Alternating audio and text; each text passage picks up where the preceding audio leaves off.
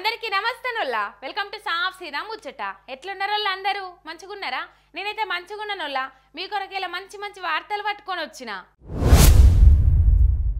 మొదటి నుంచి బీఆర్ఎస్ చెప్తున్నదే అయింది ఇంద్రా నడువై ఇల్లుగాల పెట్టినట్టు ఏయొద్దు ఏండ్ల సందు ఉంటున్న ఇండ్లు కూలగొట్టే హక్కు హైడ్రాకు లేదు రీతి రివాజ్ లేకుండా బీదల ఇండ్లు కూలగొట్టుడేంది పెద్దోళ్లకు నోటీసులు ఇచ్చి చేతులు దులుపుకునేంది అసలు ఇదేమన్నా ఇగురమున్న పనేనా అని మేధావులు జర్నలిస్టులు ఆఖరికి కాంగ్రెస్ వాళ్ళు కూడా అనుకొచ్చిండ్రు ఇగో ఇవాళ పెద్ద కోర్టు కూడా గదే చెప్పింది అనుకున్నదే అయింది హైకోర్టు తోటి హైడ్రాకు మొట్టికాయలు పడక తప్పది అని అందరు అన్నట్టే అయింది అలా హైడ్రా కమిషనర్ను పొట్టరుచుకున్నది తెలంగాణ హైకోర్టు అసలు మందిళ్ళు కూలగొట్టేందుకు మీరెవరు మీకున్న చట్టబద్ధత ఏంది ఒక్క సంతకంతో మీ హైడ్రాను రద్దు చేయొచ్చు తెలుసా మీరేం చేస్తుండ్రో మీకేమన్నా ఎరకనా తహసీల్దార్ రిపోర్ట్ ఇచ్చిండని బిల్డింగులు కూలగొట్టినామని చెప్తారా అంటే చార్మినార్ కూడా రూల్ ప్రకారం లేదని తహసీల్దార్ రిపోర్ట్ ఇస్తే పోయి కూలగొడతారా మీరు గిదేనా మీ పనితనం మీ పొలిటికల్ బాసుల కోసం మీరు ఇసొంటి పనులు చేస్తే మీరే నష్టపోతారు అసలు చట్టం చెప్పేదేంది మీరు చేస్తుందేంది అని గట్టిగా అరుచుకున్నది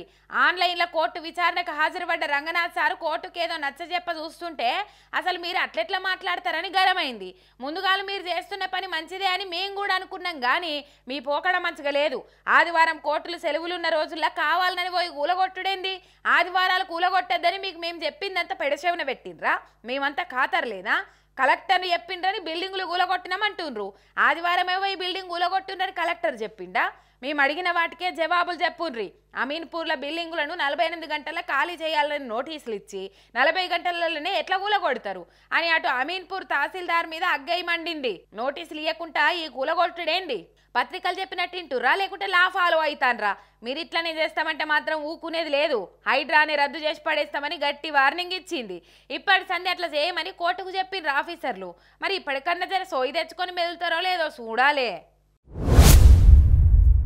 మనం ప్రపంచంలో ఏ నాగరికత చూసుకున్నా అన్ని నాగరికతలు నడుల ఒడ్ల మీదనే వెలిసినాయి నదుల ఒడ్ల మీదనే వెలిసిల్లినాయి నదులు ఏడుంటే ఆడ నాగరికత వర్ధిల్లింది కానీ మన కాంగ్రెస్ వాళ్లకు నదుల ఒడ్డు మీద నరమానవులు ఉండొద్దు అన్నట్టు అర్థమైంది మూసీ రివర్ను ప్రక్షాళన చేసి లండన్ థేమ్స్ నది లెక్క తేటగా చేయాలనుకున్నాడు మంచిదే కానీ దానికోసం బీదల బతుకులను నడి రోడ్లకు దేవాలనా మెదడు వ్యాధి వచ్చిందంటే అరికాలకు సూదయిండ్రి అన్నట్టున్నది మన కాంగ్రెస్ వాళ్ళ వ్యవహారం మూసీ నదిని ప్రక్షాళన చేయాలంటే మనుషుల బతుకులకు మసిపోయాలనా కేసీఆర్ సార్ సర్కారు మూసీని నది ఒడ్డు మీద ఉంటున్న పబ్లిక్ను ముట్టుకోకుండా అద్భుతంగా తీర్చిదిద్దింది కళ్ళ ముంగట కనబడతలేదా జనాల ఇండ్లు కూలగొట్టి అలా నడి రోడ్డు మీదకి ఈడుస్తేనే మూసీ నది ప్రక్షాళన అవుతుందా అసలు ఓసారి బయటి దేశాల నదుల ఒడ్ల మీద బంగ్లాలు ఎట్లున్నాయో చూడుండ్రి రేవంత్ సారు అమెరికా లండన్ తిరిగినోడే కదా మరి ఆడ నదుల ఒడ్ల మీద పెద్ద పెద్ద 50-100 అంతరాల బిల్డింగులు ఉన్నది చూడలేదా ఇండ్లు ఆఫీసులు షాపింగ్ మాల్లన్నీ నదుల ఒడ్ల మీదనే ఉంటున్నాయి కనబడతలేదా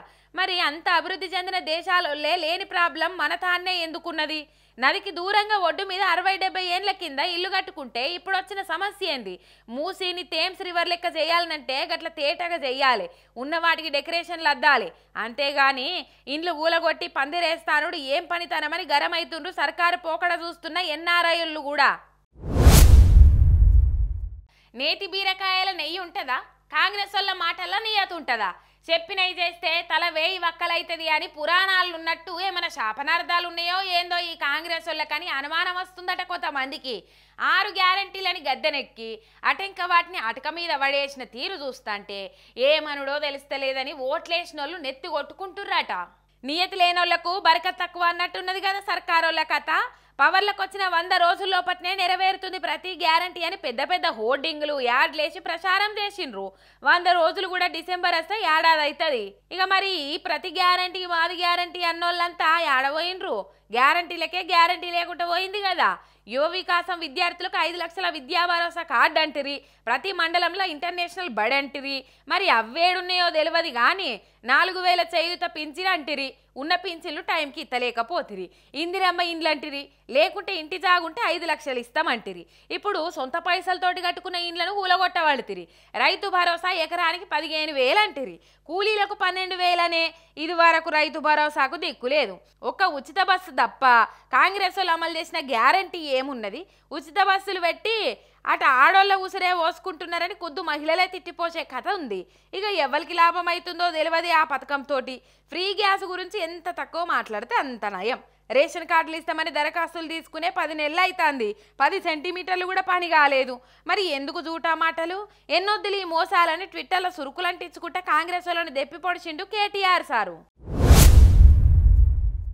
మంచైతే మన ఖాతాల, చెడైతే మంది ఖాతాలేసుడు బాగా అలవాటు ఉంటుంది పొలిటికల్ లీడర్లకు చాలా మందికి.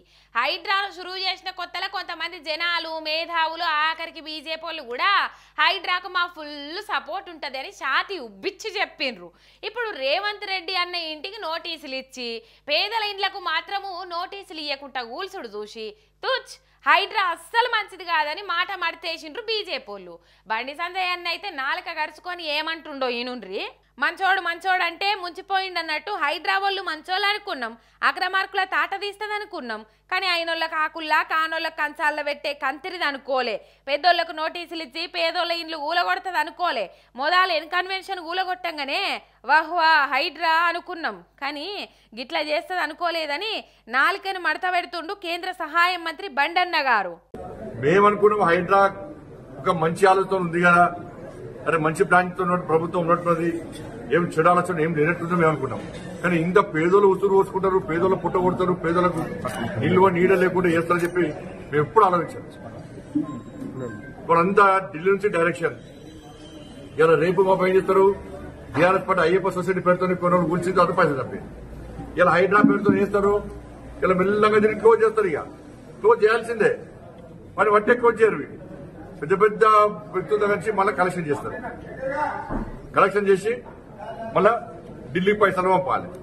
ఢిల్లీ పైసలు పంపాలంటే హైడ్రా అయినా వీళ్ళకి పెద్ద ఆయుధం, ఢిల్లీ పైసలు పంపడానికి. సర్కార్ మంచి ఉద్దేశంతో పనిచేస్తుందని మద్దతు ఇచ్చినాం గానీ పేద ప్రజల ఉసురు పోసుకుంటారు అనుకోలే. పేదల పొట్టగొడతారని వాళ్ళకు నిల్వ లీడ లేకుండా చేస్తారని అస్సలు అనుకోలే అని చెప్పబట్టిండు. బీజేపీలే కాదు, అటు జగ్గారెడ్డి సాబ్ కూడా బాగానే గరమైతుండు హైడ్రా మీద.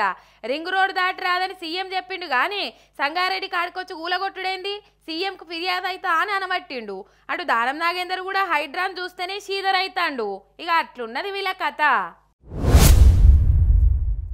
ఇగో ఇవాళ ఎలాంటి సాఫ్ సీదా ముచ్చట్లు ఎట్లున్నాయి, మస్తుగున్నాయిలే. మలసేపటి ఇసడు ముచ్చట్లు పట్టుకొని వస్తుంది మీరు ఏక అంటే మరి మీరు చూస్తూనే ఉండరు మీ మిర్రర్ టీవీ శనార్తి.